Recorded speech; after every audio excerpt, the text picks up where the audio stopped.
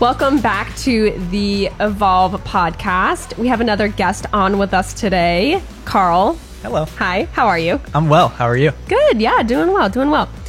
So just tell me about yourself, your background, and what you do. Sure. So I am originally from the Boston area, and I came up to Vermont to go to college. When I was in high school, I was a little bit going in different directions. I didn't really know what I wanted to do with my career, and the whole idea of having a career was very scary to me. Yeah, as it is for most of us at that age. Indeed. Yeah.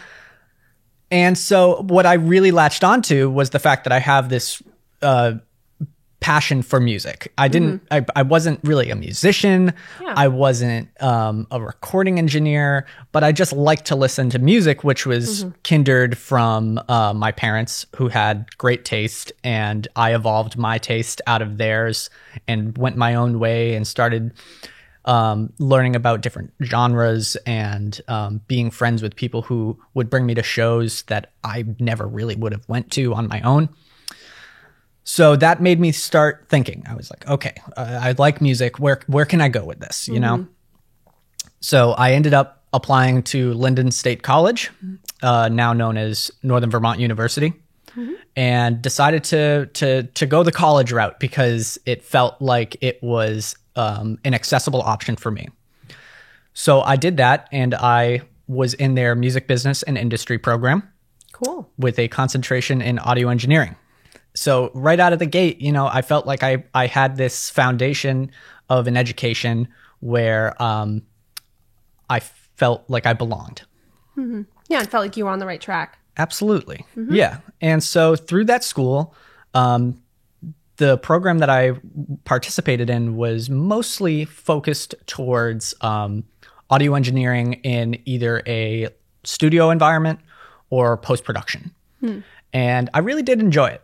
I had a great time doing it, but in college, I couldn't pay my bills with studio work or post-production work because I didn't really have the connections to be able to get that kind of work, especially up here in Vermont.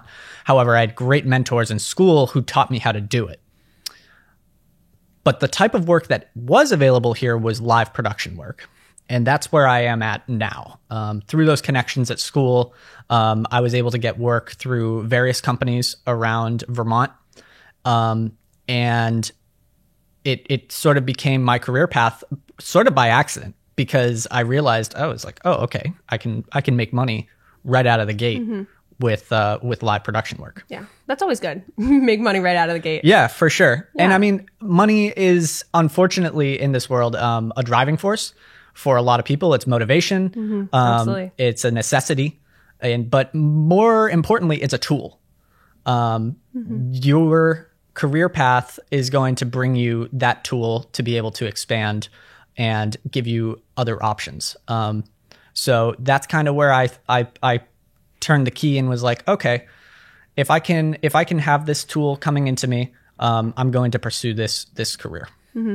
Yeah. And so leading off into that, your role now, tell me about your role now with Darkstar, who you work for now and kind of what you do. Correct. I work for Darkstar Productions. We are located in Heinsberg, Vermont. And my official title is lead audio engineer. However, in 2020, I haven't been doing a lot of audio engineering. Yeah. We've had to shift gears and kind of evolve ourselves into a production house for virtual events and video editing. So I've had to change hats a couple of times. And thankfully, throughout all of this, I've still been able to maintain a steady flow of work. That's good. Yeah. Yeah, I know, like, that's so not the case for a lot of places, especially when things transition online. It's their whole company and their whole mission has to change and evolve, for lack of a better word. So yeah, that's really great that, you know, Darkstar in your role, you're still able to do the things that you like to do. And of course there is that transition period. And I think everyone has felt that right now in their work and what they're doing. But with that and with the work that you've done at Darkstar, what has been one of the most meaningful projects for you, or what has stood out for you in your time there? Sure.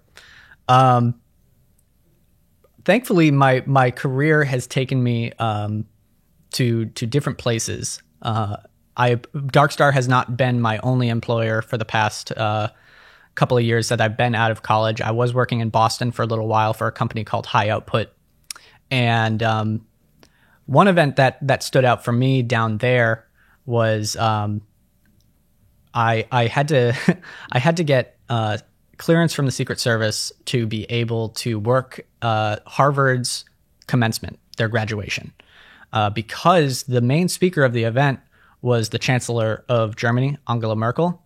And that event stood out for me not because it was a big graduation and not because Angela Merkel was the speaker and I needed to get special permission just to be there.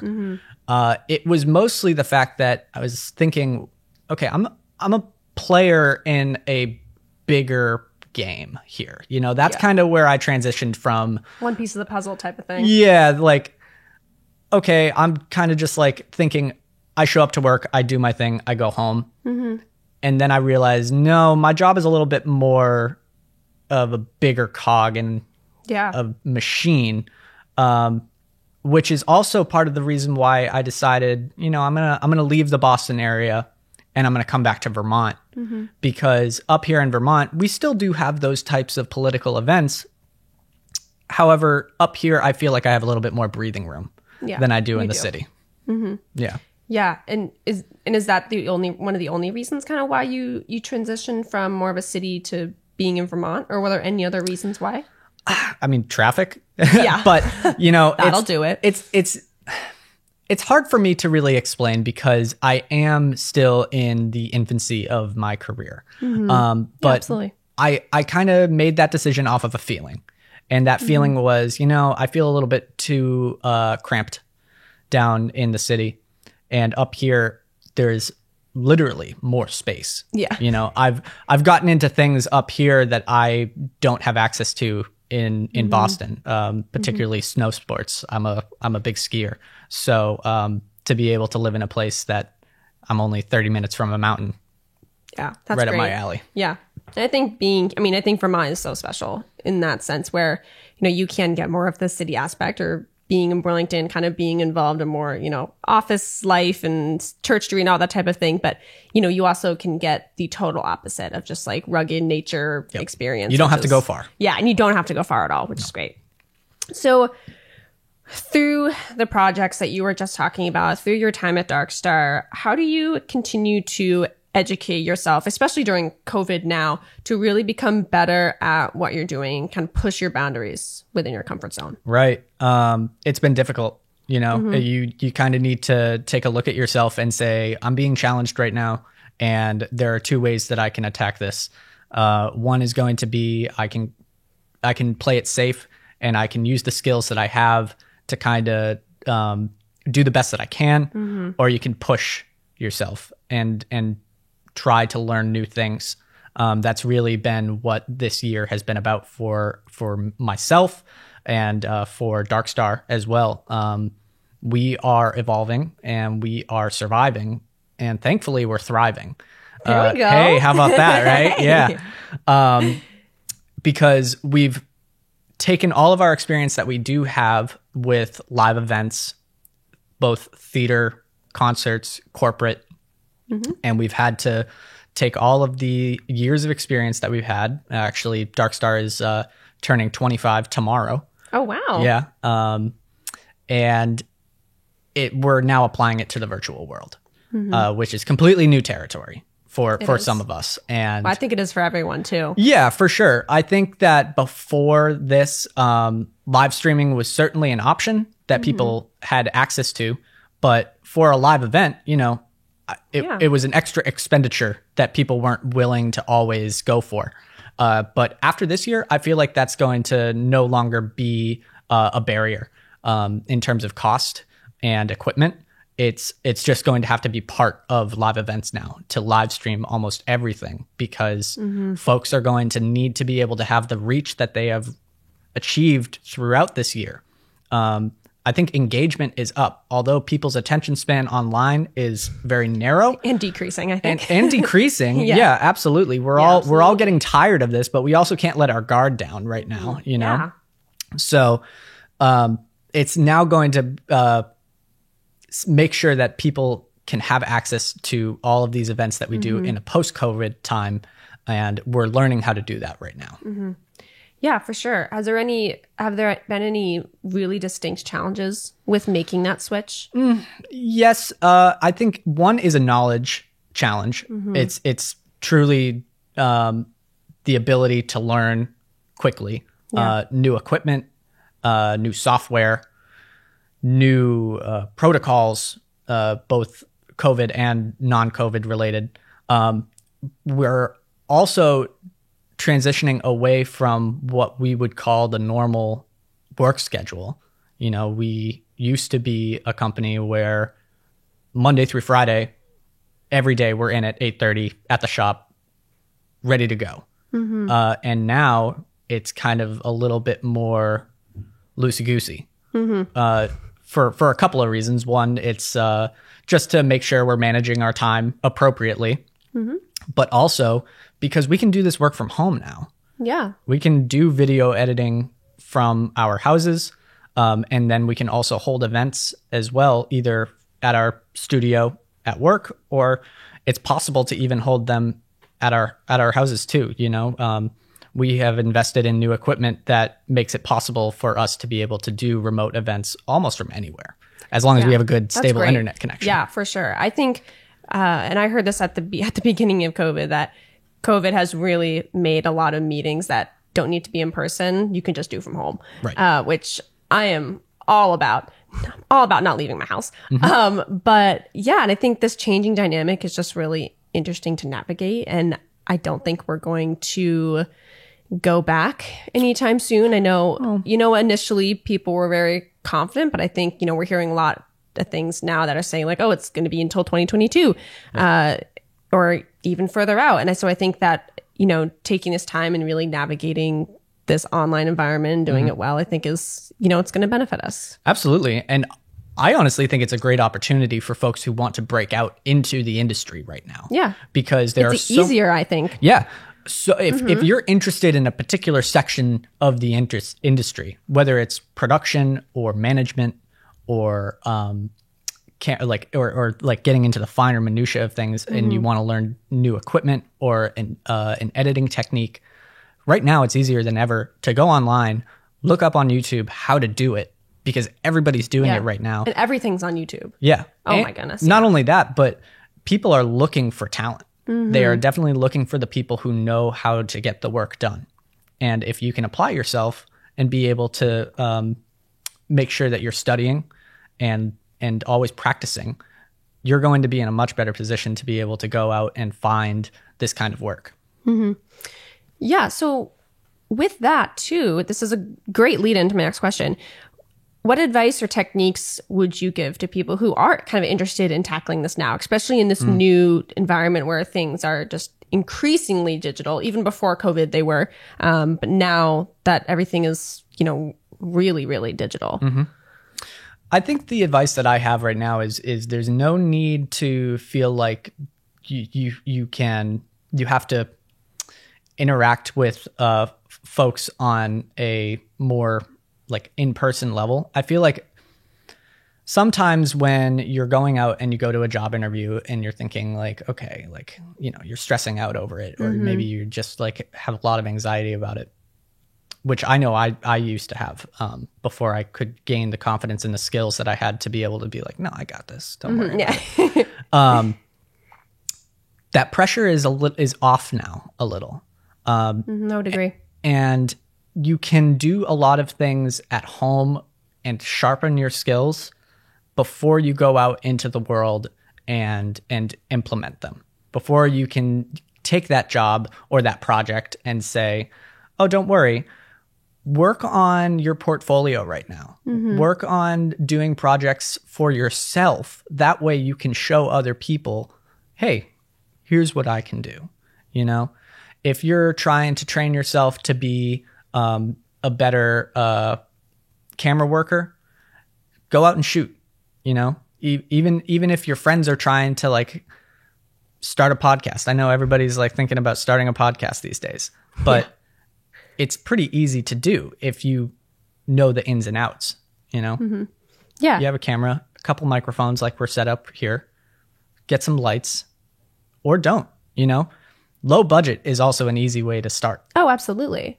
Yeah. And I think there's so much opportunity right now. And I think if anything, people right now are very open and very flexible and very non-judgmental to new things and new creative outlets because like, you know, what else is to do? Like we have, you know, we still have our work, we still have, you know, school for myself as a student, but I think everyone is becoming more open to new things right now. True. Because everyone is really, when it comes down to it, we're all walking very similar lives at the moment. And I've had conversations a lot with people lately where, you know, the things that, you know, the overwhelming feeling that I feel during the week or this pressure, like everyone is feeling that as well. And so I think we're kind of at this, you know, we're all feeling it at different levels, but I think that it is a good time to just be open and try something new and, you know, kind of just feel it out a little bit. Right. And right now I feel like another challenge that we face is that the market is oversaturated. Oh, yes. We have tons and tons of people creating right now,